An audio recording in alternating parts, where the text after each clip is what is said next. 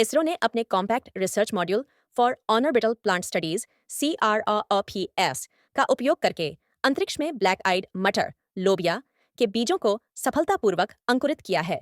यह उपलब्धि लंबी अवधि के अंतरिक्ष मिशनों पर टिकाऊ खाद्य स्रोतों को उगाने की क्षमता को दर्शाती है। भारतीय अंतरिक्ष अनुसंधान संगठन ISRO ने अपने compact research module for orbital plant studies CROPS पर ब्लैक आइड मटर लोबिया के बीजों को सफलतापूर्वक अंकुरित करके अंतरिक्ष कृषि में एक महत्वपूर्ण उपलब्धि हासिल की है। यह सफलता लंबी अवधि के अंतरिक्ष मिशनों के लिए टिकाऊ खाद्य स्रोतों की खेती की क्षमता को रेखांकित करती है, जो अंतरिक्ष में लंबी अवधि के दौरान अंतरिक्ष यात्रियों की पोषण संबंधी और मनोवैज्ञानिक जरूरतों को पूरा करने के लिए आवश्यक है। मुख्य बातें। इसरो की CROPS पहल उद्देश्य अंतरिक्ष में पौधों की वृद्धि का पता लगाना और गुरुत्वाकर्षण को छोड़कर पृथ्वी जैसी स्थितियों का अनुकरण करना।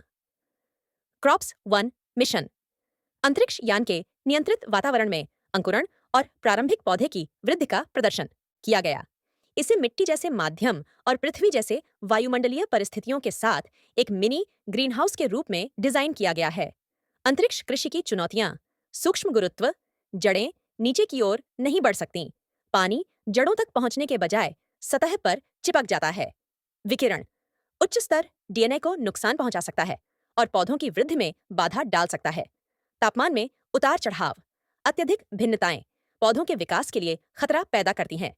प्रकाश की स्थिति सीमित सूर्य प्रकाश संश्लेषण को प्रभावित करता है, विशेष रूप से गहरे अंतरिक्ष मिशनों में।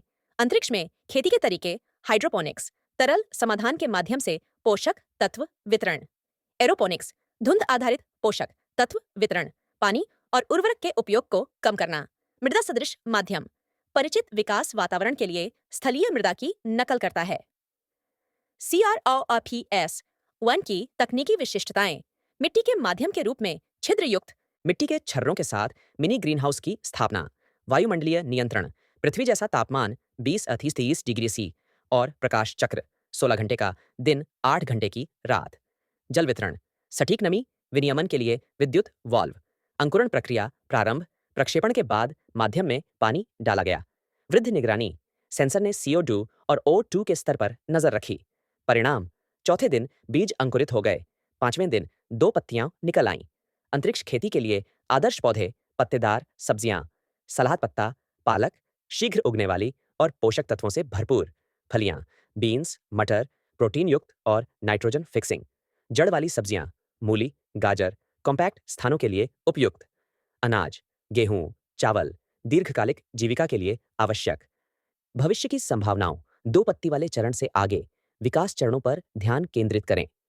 सतत विकास के लिए सक्रिय नियंत्रण प्रणालियों का विकास, अंतरिक्ष में उगाए गए पौधों को बंद लूप जीवन समर्थन प्रणालियों में एकीकृत करना।